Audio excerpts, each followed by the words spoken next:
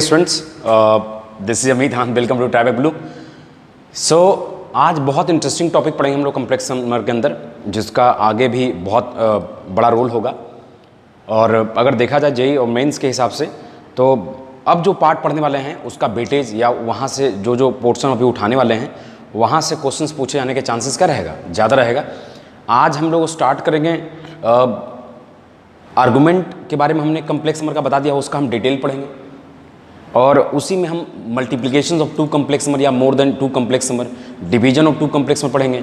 हमने addition and subtraction बताया था दो कॉम्प्लेक्स नंबर का, कि दो कॉम्प्लेक्स नंबर जब ऐड होता है इसका मतलब रियल पार्ट से ऐड होता है और इमेजिनरी पार्ट से ऐड होता है। हमने वहाँ पे दो कॉम्प्लेक्स नंबर का मल्टीप्लिकेशन या डिवीजन बताना उचित नहीं समझा था, मैंने बोला था कि सही समय पे बताएंगे। यहाँ पे आपको ये भी सिखाएंगे कि मल्टीप्लिकेशंस का मतलब रोटेशन होता है, या दो कॉम्प्लेक्स नंबर को जो हम मल्टीप्लाई करते हैं उसका मतलब रोटेशन होता है, या दो कॉम्प्लेक्स नंबर को जो हम डिवाइड करते हैं उसका मतलब भी क्या होता है, रोटेशंस होता है। तो कुल मिलाकर इन शॉर्ट कह सकते हैं कि हम कॉम्प्लेक्स नंबर के एक बहुत इंटरेस्टिंग टॉपिक है रोटेशंस भी कुल मिलाकर इंट्रोड्यूस करेंगे, ठीक है। और अगर देखा जाए तो रोटेशन से हर साल एक क्वेश्चन या तो मेंस एडवांस में कहीं न कहीं पूछता है हर साल। सो यहाँ से जो टॉपिक स्टार्ट होता है इसका वेटेज अगर देखा जाए जेईई मेंस एडवांस के लिए तो इसका वेटेज बहुत ज़्यादा है। लेकिन यहाँ के बाद का टॉपिक अगर तभी आप कर पाएंगे जब पीछे का जो भी बेसिक्स हमने पढ़ाया है पीछे के क्लास में उन सब को आप एक दो बार बढ़िया से रिवाइज कर लें, ठीक है। तो चलिए स्टार्ट करते हैं हम लोग। आपको बताया हुआ है लेट अगर z equals to x plus iota y है, आपको पता है कि ये हमारा कॉम्प्लेक्स नंबर का स्टैंडर्ड फॉर्म है जो बेसिकली एक पॉइंट एक्स बाई को रिप्रेजेंट करता है कि नहीं। और इसी का जो पोलर फॉर्म है वो होता है आर सिस थीटा, है कि नहीं, जिसमें थीटा क्या है, एक्स बाई के द्वारा बनाया गया आर्गुमेंट है या एंगल कह सकते हैं, है कि नहीं। और जिसमें आर क्या है, एक्स बाई से ओरिजिन के बीच का डिस्टेंस है, जिस आर को आप रिप्लेस कर सकते हैं मॉड ऑफ जेड भी रिप्लेस कर सकते हैं आप, ओके। सो इसको समझना है। फिर इसी को हमने बताया था r e to r i theta. Similarly यहाँ भी थीटा क्या है, एक्स बाई के द्वारा बनाया गया आर्गुमेंट है या एंगल है कि नहीं। एक्स बाई के द्वारा जो बनाया गया एंगल होगा वही कॉम्प्लेक्स नंबर का आर्गुमेंट कहलाता है, आपको पता है इस बात को, ठीक है। सो इतनी सारी बातें आपने डिस्कस किया हुआ। इसी को लिखते हैं ए आर जी ऑफ जेड, इसका मतलब क्या होता है थीटा। आर्गुमेंट ऑफ जेड का मतलब जेड जिस पॉइंट को रिप्रेजेंट करा उस पॉइंट से उस पॉइंट के द्वारा बनाया गया एंगल को कहाँ से मेजर करते हैं, पॉजिटिव रियल एक्सिस से, या तो एंटी क्लॉक डायरेक्शन में या तो क्लॉक डायरेक्शन में। ये सारी बातें डिस्कस किया हुआ है। कभी कभार इसी को लिखते हैं a m p amplitude of z, क्या लिखते हैं, एम्पलीट्यूड, लेकिन सबसे ज़्यादा पॉपुलरली ये यूज़ होता है हमारा, ठीक है। सो आज हम लोग आर्गुमेंट के डिटेल्स पे हम लोग कंसंट्रेट करेंगे, इसका डिटेल्स हम लोग पढ़ेंगे और थोड़ा सा लोकस भी आज इंट्रोड्यूस करेंगे। इसको आप देखिए, मतलब यहाँ से मल्टीपल टॉपिक आपका स्टार्ट होगा, मतलब वेरी इंटरेस्टिंग जोन होगा ये, इसको हम लोग देखते हैं। जैसा कि हमने पिछले क्लास में बताया था आप लोग को कि कॉम्प्लेक्स नंबर लॉग के प्रॉपर्टी को भी फॉलो करता है, और इवन की बहुत सारे प्रॉपर्टी को यहाँ पे देखेंगे। जैसे आपने देखा होगा लॉग में कि लॉग x1 इंटू अगर x2 है तो इसको हम लिख सकते हैं कितना, लॉग ऑफ x1 प्लस क्या, लॉग ऑफ x2, ओके। उसी तरह से सिमिलरली अगर लिखा जाए A R G of z1 into z2, मान लिए दो कॉम्प्लेक्स नंबर है कि नहीं, तो इसको आप लिख सकते हैं क्या, A R G of z1 plus A R G of क्या, z2। यानी जो आर्गुमेंट है हमारा वो लॉग के प्रॉपर्टी को फॉलो करता है। मैं अभी एक्सप्लेन भी करता हूँ कि हम ये इसको ऐसे कैसे लिख सकते हैं। उसके लिए हमको फिर देखना पड़ेगा दो कॉम्प्लेक्स नंबर का मल्टीप्लिकेशन, ओके। सो हम लोग आते हैं, पहले ये चीज़ों को लिख लेते हैं, फिर हम बाद में एक्सप्लेन करेंगे कि ऐसा कैसे हुआ। फिर उसी तरह से अगर लिखा हुआ है ए R G of z1 by z2, अगर दो कॉम्प्लेक्स नंबर क्या है, डिवाइड में है, बाहर में ए आर जी लगा हुआ है। अगर यहाँ लॉग लगाया होता, अगर क्या लगा होता, अगर सपोज करिए अगर लगा होता ये लॉग z1 बाई क्या, z2, तो आप लॉग के प्रॉपर्टी को यूज़ करके क्या लिखते हैं, आप इसको लिखते लॉग z1 माइनस क्या, लॉग z2। ये लॉग का प्रॉपर्टी आपको बताया हुआ है कि अगर लॉग a बाई बी है तो इसको हम लिख सकते हैं कितना, log a minus log b लिख सकते हैं, है ना। जब आर्गुमेंट में प्रोडक्ट में रहेगा तो वो प्लस में चल जाएगा। आई मीन जब लॉग के यहाँ पे भी ये जो भी नंबर है उसको भी हम आर्गुमेंट बोलते हैं। जैसे आपको पता है ये चीज़ कि log x बेस a, इसको भी हम आर्गुमेंट ही बोलते हैं, लेकिन यहाँ पे आर्गुमेंट का मतलब एंगल नहीं होता है, ठीक है। यहाँ पे आर्गुमेंट का मतलब एंगल होता है, ठीक है। तो अगर log के आर्गुमेंट में प्रोडक्ट में है, log के आर्गुमेंट में क्या है, प्रोडक्ट में है, तो log का सम हो जाता है इस तरह से। log के आर्गुमेंट में अगर प्रोडक्ट है तो log सम में हो जाता है, अगर log के आर्गुमेंट में डिवाइड है तो वो डिफरेंस में हो जाता है, ठीक है। ये सब बात आपको जानते हैं। तो इसको क्या लिखेंगे, ए आर जी Z1 माइनस क्या, ए आर जी क्या Z2। तो अब देख रहे हैं ना कि आर्गुमेंट हमारा क्या है, बस यहाँ पे एल जी है, यहाँ पे एल जी जब क्या गया ए आर जी। ओके, सो हम जैसा कि देख रहे हैं कि हमारा जो आर्गुमेंट है वो लॉग के प्रॉपर्टी को क्या करता है, फॉलो करता है। ओके,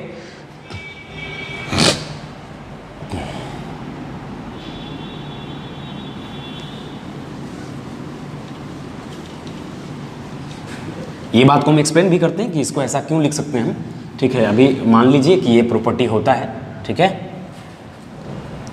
इसको इस तरह से आप जनरलाइज भी कर सकते हैं, ए आर जी Z1 into Z2 into Z3, सब ये कम्प्लेक्स नंबर है, ये कम्प्लेक्स नंबर, तो ये भी एक पॉइंट को रिप्रेजेंट कर रहा होगा, और ये पॉइंट को रिप्रेजेंट कर मतलब इसका भी एक आर्गुमेंट होगा।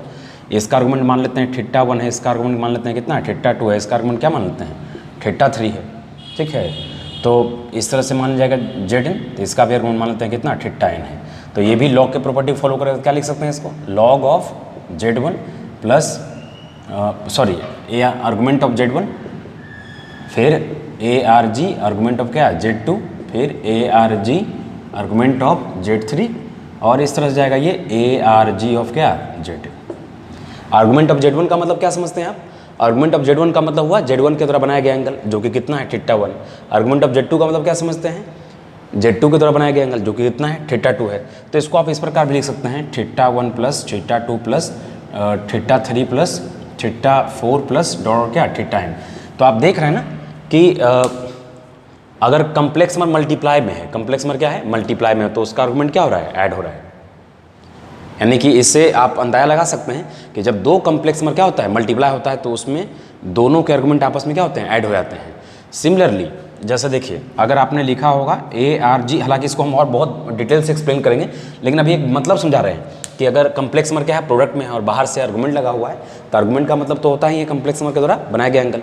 तो कम्प्लेक्स में जब मल्टीप्लाई में है तो आपने देखा ना कि इस तरह से ये टूट गया, और आर्गुमेंट ऑफ Z1 का मतलब θ1 यहाँ लिखा हुआ है कि θ1 का मतलब Z1 के द्वारा बनाया गया एंगल। मान लेते हैं ये पॉइंट x1 बाई 1 को रिप्रेजेंट कर रहा है, मान लेते हैं ये पॉइंट x2 बाई 2 को रिप्रेजेंट कर रहा है। तो हर पॉइंट के द्वारा अपना एक इंडिविजुअल एंगल होगा, है ना, और वही उस कम्प्लेक्स नंबर का आर्गुमेंट कहलाएगा। तो इस तरह से देख रहे हैं। उसी तरह से मान लीजिए अगर रहेगा ये क्या Z1 बाई क्या Z2, तो इसको आप लिख सकते हैं कितना A R G of Z1 minus क्या A R G of Z2। Argument of Z1 का मतलब हुआ Z1 के द्वारा बनाया गया एंगल, मान लेते हैं कितना है θ1। आर्गुमेंट ऑफ Z2 का मतलब क्या हुआ, Z2 के द्वारा बनाया गया एंगल, मान लेते हैं कितना है θ2 है। तो इस तरह से क्या आ जाएगा ये θ1 माइनस θ2। यानी जब दो कम्प्लेक्स नंबर क्या होता है डिवाइड में रहता है ना, इसको हम आगे एक्सप्लेन भी करते हैं, बहुत बारीकी एक्सप्लेन करेंगे इस चीज़ को। जब दो कम्प्लेक्स नंबर डिवाइड में रहेगा तो उसका आर्गुमेंट क्या होगा, सबट्रैक्ट हो जाएगा। यानी दो कम्प्लेक्स नंबर जब मल्टीप्लाई होगा तो वहाँ पे एंगल ऐड होते चल जाएगा, कम्प्लेक्स नंबर डिवाइड में है तो वहाँ पे एंगल क्या होगा, सबट्रैक्ट होते चल जाएगा। ये हम आगे चल के एक्सप्लेन करेंगे, इस चीज़ को आप देखते रहिए। तो आप इस तरह से इसको जनरलाइज भी कर सकते हैं।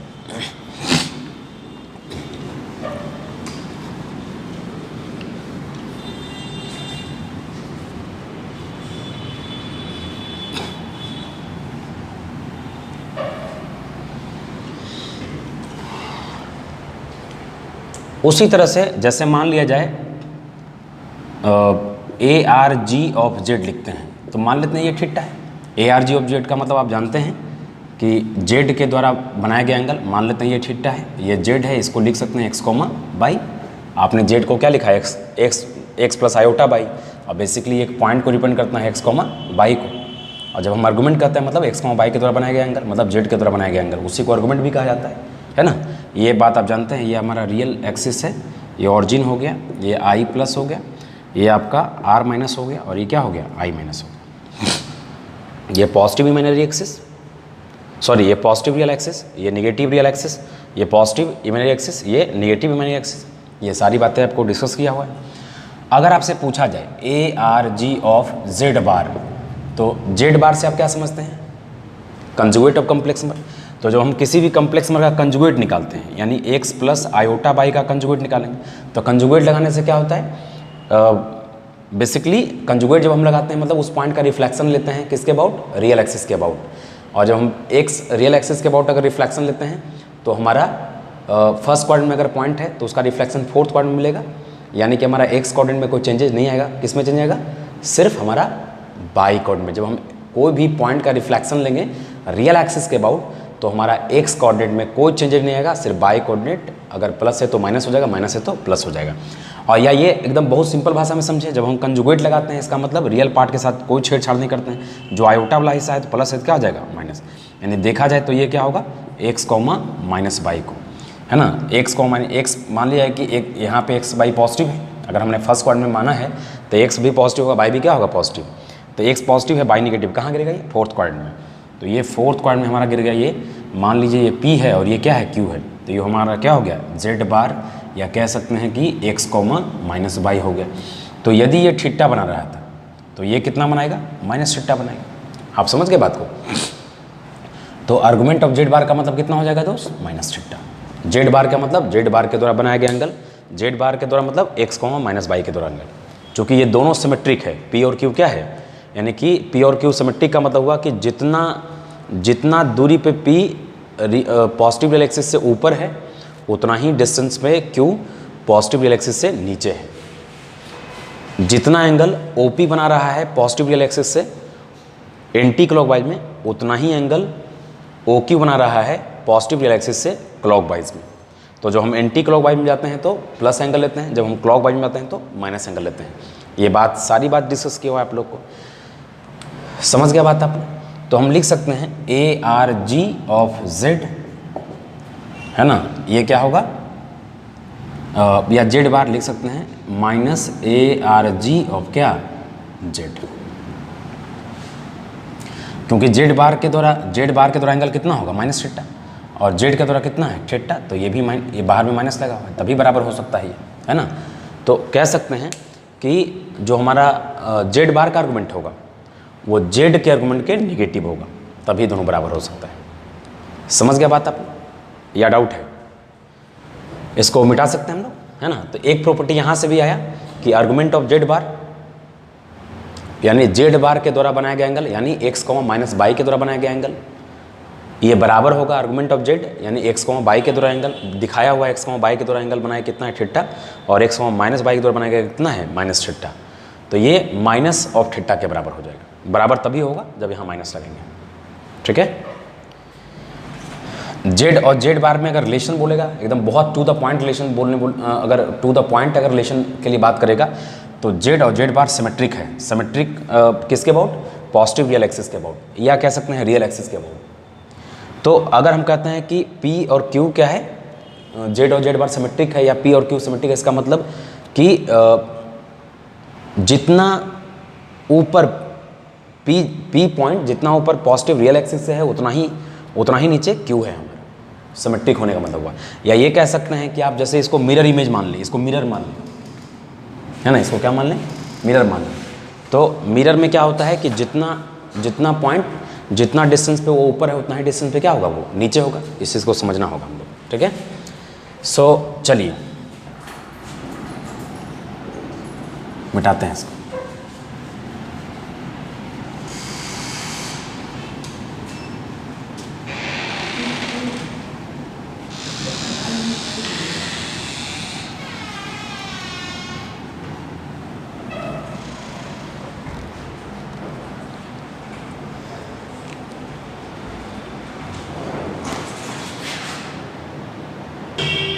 इस तरह से हम नेक्स्ट प्रॉपर्टी देखेंगे। जैसे आप लॉग में देखते हैं कि अगर आर्गुमेंट का पावर है, लॉग में आप प्रॉपर्टी जानते हैं कि अगर आर्गुमेंट का पावर है तो वो पावर बाहर आके क्या होता है, आर्गुमेंट का जो पावर है वो आर्गुमेंट का पावर बाहर आके क्या होता है, मल्टीप्लाई होता है लॉग में। उसी तरह से अगर लिखा हुआ है ए आर जी, बस यहाँ पे क्या है, यहाँ पे 8 में लॉग लगा हुआ है, यहाँ पे 8 में क्या लगा हुआ है, लॉग लगा हुआ है, और वो लॉग क्या हुआ है, ए आर जी से रिप्लेस कर गया है। अगर सपोज करिए जेड के पावर n है, जेड के पावर क्या है, ध्यान दीजिए यहाँ पे जो 8 है वो लॉग का आर्गुमेंट है, बट यहाँ पे लॉग आर्गुमेंट का मतलब एंगल नहीं होता है। जब हम कम्प्लेक्स नंबर का आर्गुमेंट बोलते हैं इसका मतलब वहाँ एंगल होता है, ठीक है। तो ये हो जाएगा कितना, n into log A R G of Z. और A R G of Z का मतलब क्या हुआ, A R G of Z का मतलब क्या हुआ, जेड के द्वारा बनाया गया एंगल, है ना। जैसे आप ऐसे समझिए, अगर ए R G of Z square है या जेड क्यूब है ना, तो जेड के द्वारा एंगल कितना होता है, थीटा। मान लिए हम लोग यहाँ पे इसके द्वारा बनाएंगे एंगल कितना है, थीटा है, ठीक है। तो ए आर जी, और हमने बताया कि जब कम्प्लेक्स नंबर मल्टीप्लाई होता है, कम्प्लेक्स नंबर क्या होता है, मल्टीप्लाई। तो जब कम्प्लेक्स नंबर मल्टीप्लाई होता है तो वहाँ एंगल क्या होता है, ऐड होता है। तो इसको आप लिख सकते हैं कितना, 3 ए आर जी ऑफ क्या, जेड, यानी कि 3 बार जेड है तो एक बार जेड के द्वारा बनाया गया एंगल, फिर एक बार जेड के द्वारा बनाया एंगल, फिर एक बार जेड के द्वारा कितना आ गया, 3 थीटा आ गया, नहीं आ गया। तो यहाँ ए आर जी ऑफ जेड का मतलब कितना हो जाएगा, थीटा, और 3 मल्टीप्लाई कितना हो जाएगा, 3 थीटा। तो ये हमेशा ध्यान रखेंगे, जब भी दो कम्प्लेक्स नंबर मल्टीप्लाई होगा, जब भी दो कम्प्लेक्स नंबर क्या होगा, मल्टीप्लाई होगा, मतलब कि आपको एंगल क्या हो जाएगा, ऐड हो जाएगा, आर्गुमेंट ऐड होते चल जाएगा। समझ गए ना। तो ये भी एक प्रॉपर्टी इस तरह से आप समझ सकते हैं इसको, है ना। जैसे एक नेक्स्ट प्रॉपर्टी इस तरह से देख सकते हैं, जैसे मान लीजिए 1/z बार है, 1 क्या है, z, या इसको इस तरह से भी समझें कि अगर सपोज कर ली 1/z का अगर आर्गुमेंट निकालना है आपको, तो बस उसी प्रॉपर्टी पे आपको लगा देना है। ये कितना हो जाएगा, log ऑफ 1 माइनस कितना, log ऑफ z, और 1 आप जानते हैं ये भी एक कम्प्लेक्स नंबर है, और ये कौन सा पॉइंट को डिपेंड कर रहा है, इसको ले लेते हैं ये 1 + 0 × आयोटा, 0 × क्या, आयोटा। तो ये कहाँ का पॉइंट है हमारा, ये हमारा पॉजिटिव रियल एक्सिस का पॉइंट है 1, 0, और पॉजिटिव रियल एक्सिस पे अगर कोई नंबर होगा तो उसका आर्गुमेंट कितना हो जाएगा, 0। तो कितना हो जाएगा, 0। और ये हमारा बेसिकली कौन सा पॉइंट को डिपेंड कर रहा है दोस्त, ये हमारा बेसिकली 1, 0 को डिपेंड कर रहा है। 1, 0 का मतलब हो गया ये पॉइंट कहाँ होगा, बेसिकली पॉजिटिव रियल एक्सिस के ऊपर होगा। और कोई भी पॉइंट आपको देखिए पीछे के क्लास में बताया हुआ है, कोई भी पॉइंट अगर पॉजिटिव रियल एक्सिस के ऊपर अगर होगा तो उसके द्वारा बनाया गया एंगल कितना होगा, 0। तो ये आपका कितना हो गया, 0, और आर्गुमेंट ऑफ जेड के द्वारा बनाया गया एंगल आप मान लीजिए कितना, थीटा। तो बेसिकली इसको आप इस तरह से भी लिख सकते हैं। मतलब ये समझ लीजिए कि जैसे हम इन्वर्स का मतलब एंगल बोलते हैं, मतलब यहाँ आर्गुमेंट का मतलब क्या होगा, एंगल होगा। कॉम्प्लेक्स नंबर में जैसे हम इन्वर्स का मतलब आपको क्या सिखाया, एंगल, जब भी हम इन्वर्स बोलते हैं मतलब कि वो एक एंगल को रिप्रेजेंट करेगा। तो जैसे ही हम यहाँ पे लिखते हैं ए आर जी, क्या लिखते हैं, सॉरी यहाँ लॉग नहीं होगा, चूँकि लॉग के प्रॉपर्टी को फॉलो करता है, लॉग के प्रॉपर्टी को क्या करता है, फॉलो करता है, ठीक है। तो माइनस कितना हो जाएगा, ए आर जी और कितना, जेड हो जाएगा, ये हो जाएगा कितना, माइनस थीटा। तो 1 का आर्गुमेंट कितना हो जाएगा, 0, और जेड का आर्गुमेंट कितना है, थीटा। समझ गए बात को। यहाँ पे क्या देखा आपने कि जो हमारा कम्प्लेक्स नंबर का आर्गुमेंट है वो लॉग के प्रॉपर्टी के क्या करता है, पूरा फॉलो करता है, ठीक है। तो इस तरह से चीज़ें आप समझ सकते हैं।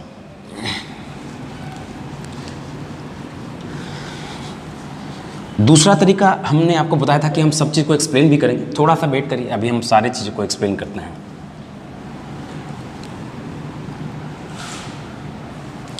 जैसे सपोज करिए ए आर जी ऑफ, अगर अब ये जेड नहीं है, मॉड लग गया, मतलब ये डिस्टेंस डिपेंड करेगा, मतलब ये कोई पॉजिटिव नंबर होगा, क्या होगा ये पॉजिटिव नंबर। और जितना भी पॉजिटिव नंबर होगा वो कहाँ गिरेगा, पॉजिटिव रियल एक्सिस पे। कहाँ गिरेगा ये, पॉजिटिव रियल एक्सिस पे। और पॉजिटिव रियल एक्सिस के पॉइंट के द्वारा बनाया गया एंगल कितना होगा, तो ये हो जाएगा 0, ये थीटा नहीं होगा, 0 हो जाएगा, क्योंकि यहाँ जेड नहीं है, समझना पड़ेगा।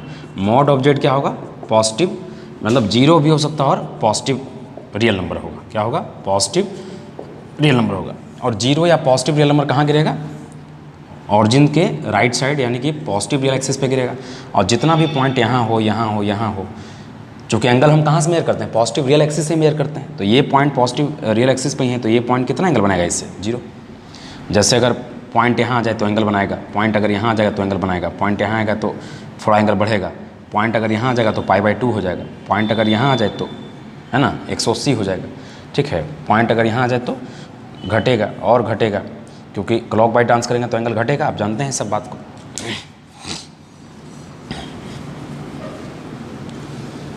तो ये थीटा नहीं होगा, ध्यान रखें, ये कितना होगा, ये होगा 0 आपका, है ना, मॉड ऑफ जेड। उसी तरह से ए आर जी ऑफ जेड ये होगा ± π/2। आप समझिए कि कौन सा कॉम्प्लेक्स नंबर का आर्गुमेंट π/2 या -π/2।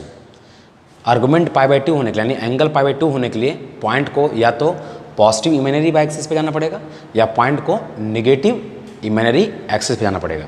और कोई भी पॉइंट अगर इमेजिनरी एक्सिस पे है, अगर कोई भी पॉइंट क्या है इमेजिनरी एक्सिस पे, तो जाहिर सी बात को रियल पार्ट क्या होगा, जीरो हो जाएगा। क्या होगा, यानी हमारा जेड जो होगा हमारा आयोटा बाई के फॉर्म में होगा। यानी बेसिकली ये पॉइंट कौन सा रिप्रेजेंट करेगा, 0, बाई। अगर बाई पॉजिटिव रहा तो ये पॉजिटिव इमेजिनरी एक्सिस पे राय करेगा, अगर बाई नेगेटिव रहा तो ये पॉइंट कहाँ ले करेगा, नेगेटिव इमेजिनरी एक्सिस पे। समझ गए, इस तरह समझ सकते हैं। अगर पॉइंट पॉजिटिव इमेजिनरी एक्सिस पे गिरेगा तो एंगल कितना बनेगा, +π/2। अगर पॉइंट कहाँ गिरेगा, नेगेटिव, तो एंगल कितना बनेगा, -π/2। क्योंकि एंगल तो हमको मेजर करना है पॉजिटिव रियल एक्सिस से ही, और यहाँ जाना है तो हम इस तरह से जाएंगे, यहाँ जाना है तो हम इस तरह जाएंगे। ये एंटी क्लॉकवाइज हुआ है, क्या हुआ, क्लॉकवाइज। तो ये किसी भी कम्प्लेक्स नंबर का आर्गूमेंट, यानी किसी भी कम्प्लेक्स नंबर के द्वारा बनाया गया एंगल π/2 या -π/2 कब होगा, जब हम कह सकते हैं देखो इसमें रियल पार्ट तो है नहीं, यानी कम्प्लेक्स नंबर प्योरली इमेजिनरी है। तो इट्स ओनली पॉसिबल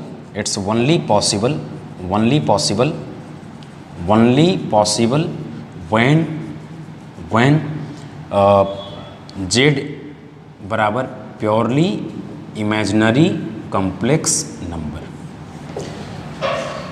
यानी कि किसी भी कम्प्लेक्स नंबर का आर्गूमेंट π/2 या -π/2 तभी होगा जब उस कम्प्लेक्स नंबर के द्वारा जो पॉइंट होगा वो इमेजिनरी एक्सिस पे गिरेगा, या उसको दूसरे भाषा में कह सकते हैं कि वो प्योरली इमेजिनरी होगा, क्योंकि जब पॉइंट जाएगा इमेजिनरी बाई एक्सिस पे, है ना, सॉरी इमेजिनरी एक्सिस पे जाएगा तो उसमें रियल पार्ट कितना हो जाएगा, 0 हो जाएगा।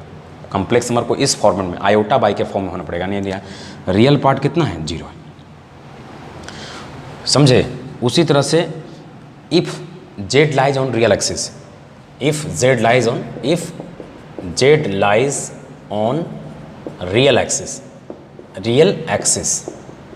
इसको समझिए। रियल एक्सिस का मतलब हुआ कि जेड या तो इधर होगा या तो इधर होगा। अगर जेड इधर रहा तो इन सारे पॉइंट के द्वारा बनाया गया एंगल कितना हो जाएगा, 0।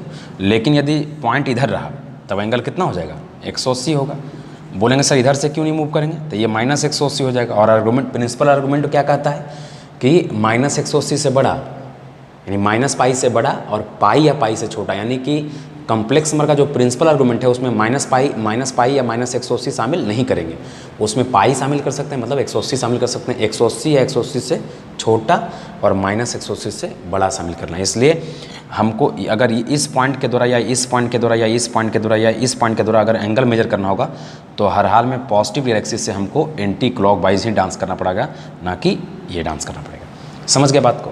तो ARG ऑफ जेड बराबर 0 और π, किसी भी कम्प्लेक्स नंबर के द्वारा बनाया गया एंगल 0 कब होगा, जब वो कम्प्लेक्स नंबर लाई करेगा पॉजिटिव रियल एक्सिस पे। और कह सकते हैं कि किसी भी कम्प्लेक्स नंबर के आर्गूमेंट का मतलब जेड के द्वारा बनाया गया एंगल, किसी भी कम्प्लेक्स नंबर के द्वारा पाई कब एंगल बनाया जाएगा, पाई तब एंगल बनाया जाएगा जब हमारा कम्प्लेक्स नंबर के द्वारा रिप्रेजेंट किया गया पॉइंट नेगेटिव रियल एक्सिस पे होगा। समझ गए। तो ये लिख देते हैं कि इफ इट्स ओनली पॉसिबल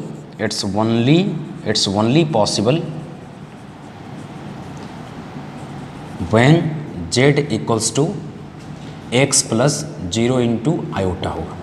यानी हमारा कम्प्लेक्स नंबर कैसा होगा, यानी कि कोई भी पॉइंट अगर रियल एक्सिस पे है इसका मतलब इमेजिनरी पार्ट यानी बाई क्या होगा, 0 होगा।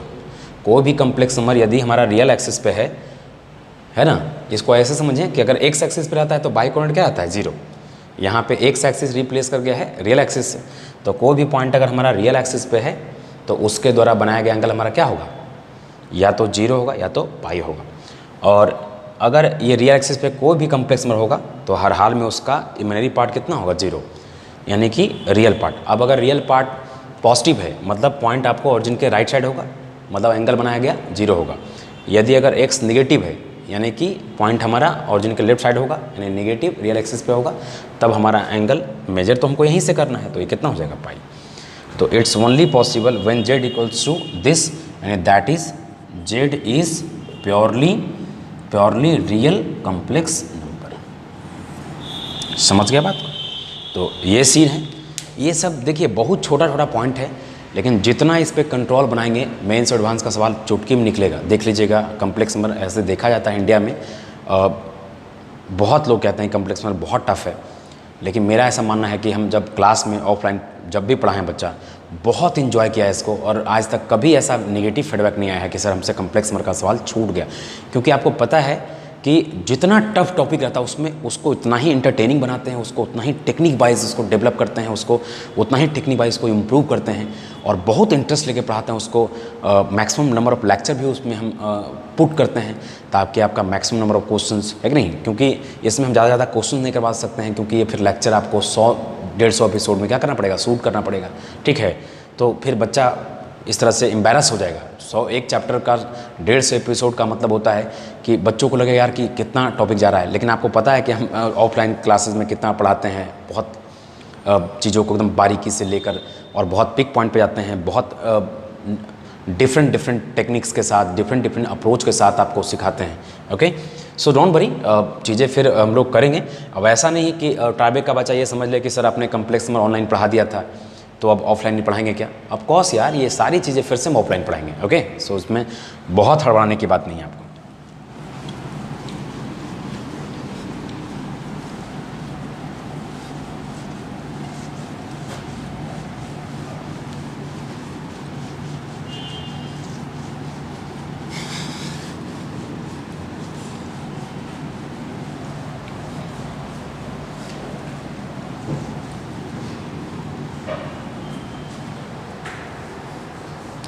तो इस तरह से हमने ये सब छोटी छोटी बेसिक्स बातें थे जिसको हम लोगों ने देखा, ठीक है।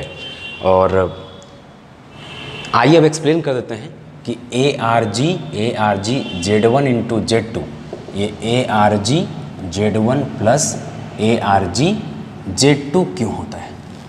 हमने थोड़ी देर पहले जिक्र किया था कि जब हम दो कॉम्प्लेक्स नंबर को मल्टीप्लाई करते हैं, जब हम दो कॉम्प्लेक्स नंबर क्या करते हैं तो बेसिकली आर्गुमेंट क्या होता है, ऐड हो जाता है। कह सकते हैं इन शॉर्ट कि एंगल ऐड हो जाता है। जैसे मान लेते हैं कि Z1 के द्वारा बनाया गया एंगल कितना है, θ1, Z2 के द्वारा बनाया गया एंगल कितना है, θ2, ठीक है। आपको चाहिए, यानी यहाँ कितना हो जाएगा, आर्गुमेंट ऑफ Z1 मतलब θ1, आर्गुमेंट ऑफ Z2 मतलब कितना, θ2। तो ये हो गया कितना, ये हो गया θ1 प्लस θ2। आइए दो कॉम्प्लेक्स नंबर का मल्टीप्लिकेशन से इसको हम प्रूव करते हैं। अच्छा, ये भी आप जानते हैं कि जब हम दो कॉम्प्लेक्स नंबर को ऐड करें या दो कॉम्प्लेक्स नंबर को सब्ट्रैक्ट करें या दो कॉम्प्लेक्स नंबर को मल्टीप्लाई करें या डिवाइड करें, ये सारा चारों ऑपरेशंस करने के बाद हमको फाइनली क्या मिलेगा, कॉम्प्लेक्स नंबर।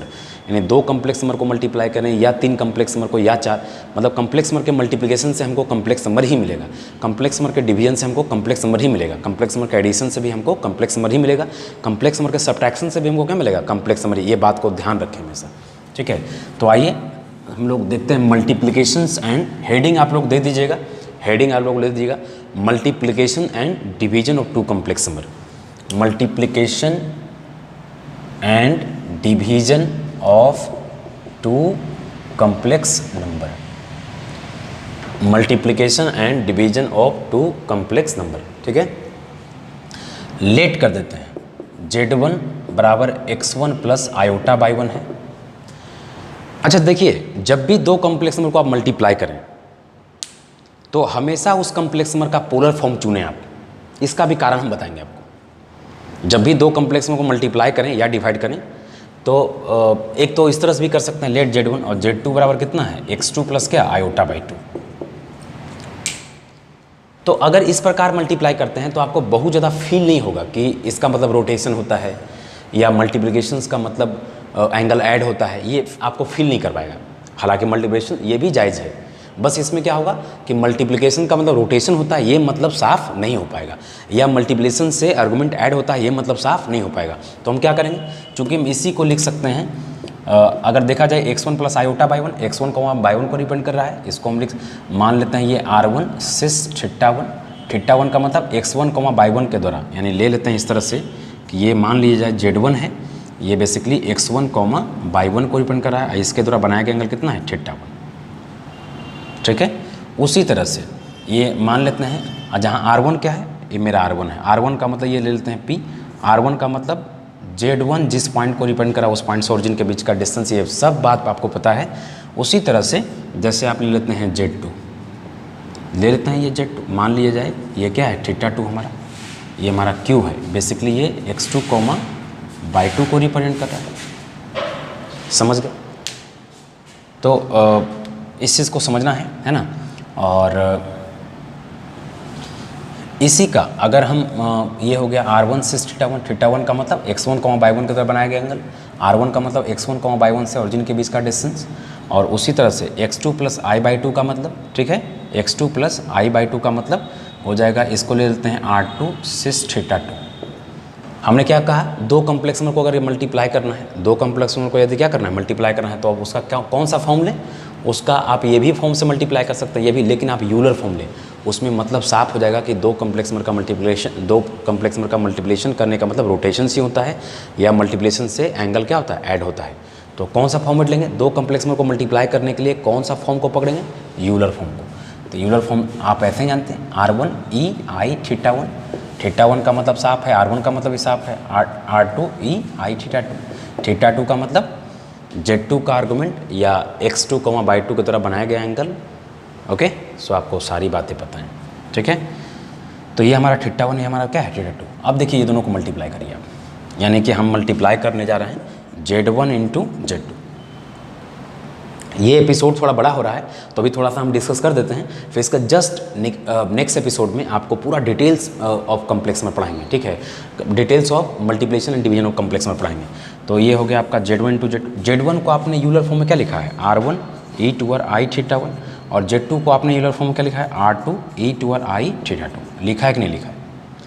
तो r1 गुने r2, चूँकि ये भी एक नंबर है, डिस्टेंस है, x1 y1 से ओरिजिन के बीच का डिस्टेंस, r2 भी क्या है, डिस्टेंस है, x2 y2 से ओरिजिन के बीच का। तो r1 गुने r2 क्या हो जाएगा, मान लेते हैं कि दो नंबर को जब हम मल्टीप्लाई करेंगे तो एक नंबर ही मिलेगा, उसको हमने मान लिया r। फिर ये हो गया r e2, देखो प्रोडक्ट है, बेस सेम है, तो पावर क्या हो जाएगा, ऐड हो जाएगा, तो हो जाएगा i, और ये हो जाएगा थीटा1 प्लस क्या, थीटा2 हो जाएगा, है ना। इसको एक स्टेप चाहें तो हम और थोड़ा तोड़ सकते हैं इसको, ये e टूअर i थीटा1 और प्लस क्या हो जाएगा, i थीटा2। इसको हम लिख सकते हैं r इंटू ई टूअर i थीटा1 प्लस क्या, थीटा2। जाहिर सी बात है, दो कॉम्प्लेक्स नंबर मल्टीप्लाई हुआ तो फिर भी हमको क्या मिला, कॉम्प्लेक्स नंबर। अब ये यूलर फॉर्म है, इसको फटाफट आप क्या करिए, पोलर फॉर्म में कन्वर्ट कर दिए, यूलर से पोलर, पोलर से यूलर, एकदम फटाफट आपको आना चाहिए कन्वर्ट करने के लिए, है ना। जैसे ई टूअर आई अल्फ़ा है तो इसको कॉस अल्फ़ा प्लस क्या लिखते हैं, आई साइन अल्फ़ा, समझ गए ना। जैसे ई टूअर आई बीटा है तो इसको क्या लिखेंगे, कॉस बीटा प्लस क्या, आई साइन बीटा। ये सारी बातें डिस्कस किया हुआ है दोस्त, लेकिन हम बार बार इसको रिवाइज करते रहें तो हो जाएगा आर, और ये कितना हो जाएगा, कॉस थीटा1 प्लस थीटा2, और आई आयोटा साइन थीटा2 प्लस क्या, थीटा1 प्लस थीटा2। तो ये जो कॉम्प्लेक्स नंबर है इसका आर्गुमेंट कितना है, थीटा1 प्लस थीटा2, थीटा1 प्लस थीटा2 है दोस्त, बोलिए। इसका मतलब ये जो आर्गुमेंट है इसका, ये जो कॉम्प्लेक्स नंबर है इसका आर्गुमेंट कितना है, थीटा1 प्लस थीटा2, और ये मिला कैसे, इसके मल्टीप्लिकेशन से। तो आपने क्या देखा कि जब हम कॉम्प्लेक्स नंबर को मल्टीप्लाई किए तो बेसिकली जो हमको नया कॉम्प्लेक्स नंबर मिला उसका आर्गुमेंट क्या मिला, पहले दोनों के आर्गुमेंट का क्या हुआ, ऐड हो गया।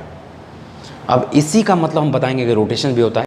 ये थोड़ा एपिसोड बड़ा हो रहा है दोस्त, और इसको हम लोग इसके जस्ट वाले एपिसोड में दो कॉम्प्लेक्स नंबर का मल्टीप्लिकेशन, दो कॉम्प्लेक्स नंबर का डिवीजन को विस्तृत पढ़ते हैं, और बहुत बारीकी से आप लोग भी ध्यान दीजिएगा, क्योंकि मल्टीप्लिकेशन और डिवीजन को समझ लिया अगर आपने तो आपका रोटेशन कंट्रोल हो गया। और रोटेशन कंट्रोल हो मतलब एक क्वेश्चन एकदम पकड़ाएगा आपसे, एक क्वेश्चन जेईई मेंस एडवांस में एट एनी कॉस्ट पकड़ाएगा, ये मेरा बात याद रखिएगा। तो मल्टीप्लिकेशन एंड डिवीजन को हल्के में लेना है, ठीक है। सो इसको बाइंड करते हैं। So thank you.